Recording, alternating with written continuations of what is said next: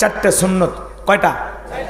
হ্যাঁ, দাম্পত্য জীবনে আমাদের খুব দরকার। শোনেন, বিশ্বনবী মুহাম্মদ রাসূলুল্লাহ বলেন সাল্লাল্লাহু আলাইহি ওয়াসাল্লাম, এক নাম্বার, রসুল যখন বাহিরে যাইতেন, ভালো করে বোঝেন, আম্মাজান আয়েশা বলেন রসুল যখন বাইরে যাইতেন আমার কপালে চুমো খেয়ে বাইরে যাইতেন। সুবহানাল্লাহ, জোরে বলবেন না? তাহলে স্ত্রীর কপালে চুমো খেয়ে বাইরে যাওয়া এটাও রসুলের সুন্নত। সুবহানাল্লাহ বলেন। হাসেন না, হাসেন না, এটা ইসলাম। ইসলামের ভিতরে সৌন্দর্য আছে, লজ্জা নয়, জানতে হবে। কথা কয় নাকি? বাঁচতে হলে হ্যাঁ, স্ত্রীর কপালে চুমা খাওয়া এটা রসুলের সুন্নত। কথা কি বুঝতে পারছেন? তাহলে আপনি যদি আপনার বিবিকে চুমো খেয়ে বাহিরে যান, আপনি কি আপনার স্ত্রীর কথা ভুলতে পারবেন? অন্য কোনো মহিলার দিক তাকাতে পারবেন? এই জন্য এই জায়গায় রোমান্টিকতা হওয়া লাগবে। এরপরে শোনেন, আম্মাজান আয়েশা বলেন রসুল যখন বাহির থেকে ঘরে ফিরতেন কিছু না কিছু আমার জন্য নিয়ে আসতেন। সুবহানাল্লাহ বলেন। তার মানে একজন স্বামী যখন বাইর থেকে ঘরে আসবে, স্ত্রীর পছন্দের কোনো খাবার অথবা স্ত্রীর জন্য কোনো না কোনো কিছু হাদিয়া নিয়ে আসা লাগবে, এটাও রসুলের সুন্নত। সুবহানাল্লাহ বলেন। আপনার বিবি কেক খাইতে ভালোবাসে না, ফল খাইতে ভালোবাসে না, বাদাম খাইতে ভালোবাসে, এটা আপনি বুঝবেন। কথা কন? মাঝে মাঝে বিবিকে বলবেন তোমার পছন্দের কি খাবার বলো তো ময়না। কথা কয় নাকি? বলো, শেফালির মা তুমি বলো তোমার পছন্দের খাবারটা কি। বউ যদি বলে আমার এইটা খাইতে মনে চায়, মাঝে মাঝে ওইটা নিয়ে এসে হাতটা এরকম পেছনে রেখে বলবেন বলো তো সোনা কি নিয়ে আসছি। কথা কয় নাকি? তখন বিবি বলবে এইটা ওইটা, বলতে পারবে না, তখন বলে এই যে, বউ খুশি হয়ে যাবে। কথা বলে ঠিক কি না? একটু রোমান্টিক কথা করা লাগবে। মাঝে মাঝে ঘরে ঢুকে কোনো কথা না, লাইট বন্ধ। বউ যদি বলে লাইট বন্ধ করলে কেন, কয় তোমার মতো সুন্দরী বউ থাকতে ঘরে লাইট লাগে। আল্লাহ জীবনে কিছু দেখ আর না দেখ একটা বউ দিছে রে। কথা বউ খুশি হয়ে যাবে। কথা কন ঠিক কিনা? এরপর আম্মাজান আয়েশা বলেন আমি যখন এই কথা বলছিলাম জয়পুর হাটে, এক যুবক বলে হুজুর আমি বাইরে ফেন্সিডিল খাই, বইয়ের জন্য এক বোতল আনবো। কত বড় শয়তান, চিন্তা করেন। হালাল খাবার নিয়ে আসবেন, ঠিক আছে তো ইনশাআল্লাহ? আপনি যে বিড়ি খান, ফেন্সিডিল খান, হলে বউকে খাওয়াইন না। আপনার গন্ধে তো বউ টিকতে পারে না, আবার বউ খাওয়া শুরু করলে ওর গন্ধে আপনিও টিকবেন না। ঠিক আছে তো? আল্লাহ হেদায়েত দান করুক।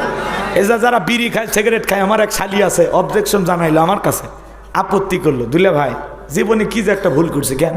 কয় দিনে 3 প্যাকেট খায়। কয় মুখটাই সেই হ্যাঁ জোড়া তালি দেওয়া।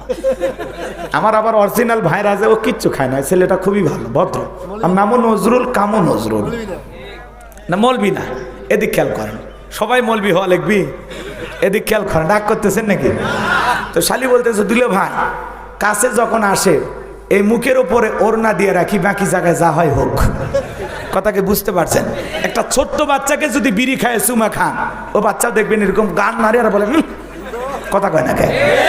কয়েকদিন আগে এক মাহফিল আমার সাথে একজন বিড়ি খাইছে, এই মাত্র, বা বিড়ি সিগারেট খাইছে আর কি, এরকম মুসাফা করছে বুঝছেন, শীতের দিন। হাতটা নাক চুলকেতে যা দেখি এমন সেন্ট করতেছে, আমি চিন্তা করলাম এই হাত যদি আরেকজনের সাথে মুসাফা করি, ও বলবে হুজুরও খায়। কথা কন ঠিক কিনা? এ যারা বিড়ি সিগারেট খায় দেখবেন ওদের পাঞ্জাবি থাকলে পুড়ে পুড়ে শেষ, শার্ট থাকলে পুড়ে পুড়ে শেষ, চাদর থাকলে পুড়ে পুড়ে খইসালা। আর যদি চাদর পাঞ্জাবি খইসালা হয়, ভিতর হচ্ছে আতা সালা। কথা কন ঠিক কিনা? আল্লাহ হেদায়েত দান করুক, জোরে বলেন আমি। এ যুবক বস বাবা, বস, দোয়া করে যা বাবা, শেষ ভালো যা, সব ভালো তার। বসেন সবাই বসেন, এখনই দোয়া। 3 নাম্বার আম্মাজান আয়েশা রাদিয়াল্লাহু তাআলা বলেন, এদিক শোনেন, আম্মাজান আয়েশা বলেন বিশ্বনবী আমার উরুর ওপরে মাথা রেখে কোরআন তিলাওয়াত করতেন।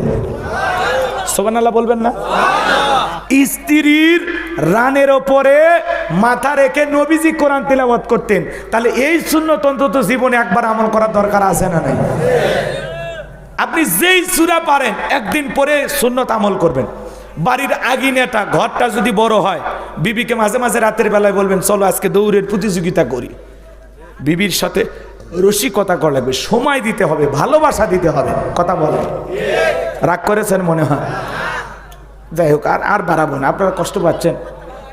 অনেক চাচা মনে মনে ভাবতেছে ভাতিজে এই ওয়াজি করবে, আরো 30 বছর আগে আসলে না তোমার চাচির সাথে জীবনটা ভালোই চলতো। চাচারা মন খারাপ করতেছে, বয়স হয়ে গেছে, চাচা যা আছে জীবনে ওইটা নিয়ে শুরু করেন। আল্লাহ কবুল করেন, জোরে বলেন আমিন। আমি আর কথা বাড়াবো না, শোনেন। শেষে স্ত্রীদেরকে একটা বলে যায়, মা বোন আছে না, দেখেন স্বামীকে কত ভালোবাসা দিতে হবে। বিশ্বনবী আম্মাজান আয়েশাকে বলতেছেন, আয়েশা আমার একটু তাড়াতাড়ি গোসলের ব্যবস্থা করো। সুবহানাল্লাহ বলেন। রাসূল কিভাবে গোসল করতেন শোনেন। একটা তক্তার উপরে দাঁড়াইয়া নবীজি গোসল করতেন এবং রাসূলের স্ত্রীরা নিজে রাসূলকে গোসল করায় দিতেন। এরকম বউ দরকার আছে না নাই? আমাদের বউয়েরা এরকম আমল করে? হ্যাঁ, একটা স্বামী তাকে যদি স্ত্রী আদর করে গোসল করায় দেয়, এর ভিতরে যে কত ভালোবাসা এটা বউ বোঝে না। হ্যাঁ, যাই হোক, ও কি বলে আমি বুঝি। ও মারবেন, বউরে মারবেন? ও বউ আপনারে মারে? আপনাকে যে বউ মারে, আপনি কি পুরুষ না অন্য কিছু? শোনেন শোনেন, এলাকায় এক মহিলা, শেষ কথাটা বলে দে, কথা বললো দেখে 1 মিনিট বলি, রাগ করছেন? এলাকার এক মহিলা স্বামী রাতের বেলা খালি বলছে, বেশি কথা বলে তোর গলা টুটি চেপে ধরে তোকে মারবো। মারেনি, ধরেও নি।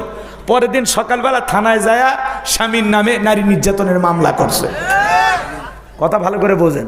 আবার ওই একই এলাকার লোক রাতের বেলায় বউ বুকের উপর সরে স্বামীর গলা চেপে ধরছে, এমন ভাবে গলাতে ছাঁচি মারছে আর জীবন যাবি, কোনো মতে বইয়ের হাত পাও ধরে বেঁচে যাচ্ছে।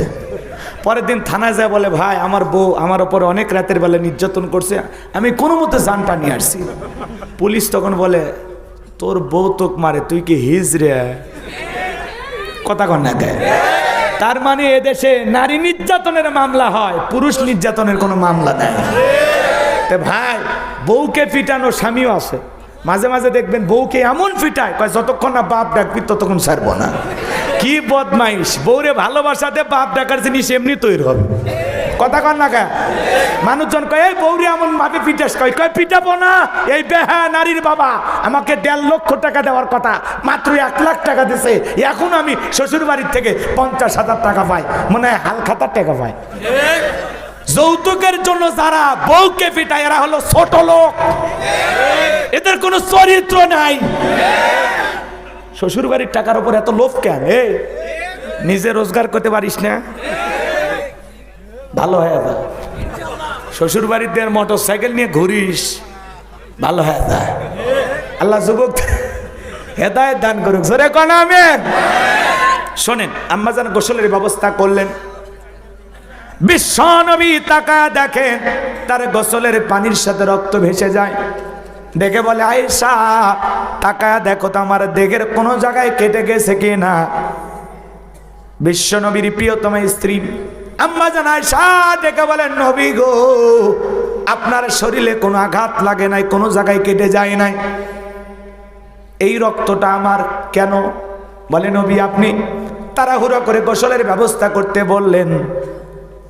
নবী গো, ও নবী আপনাকে আমি গোসল করায় দিতেছি, আপনি তক্তার উপরে পা রেখেছেন, আরে তক্তার নিচে আমার পাটা পড়ে তক্তায় থাকা একটা পেরেক আমার পায়ের ভিতরে ঢুকে গেছে, এই জন্য সেই রক্ত পানির সাথে ভেসে যাইতেছে।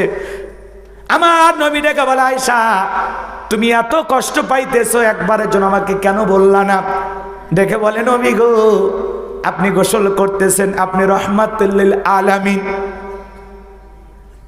আমার যতই কষ্ট হয় ওই পেরেকটা আমার পায়ে কেন, আমার কলিজায় যদি ফুটতো তারপরেও বিশ্ব নবীর আরামের গোসলে আমি ডিস্টার্ব করতাম না।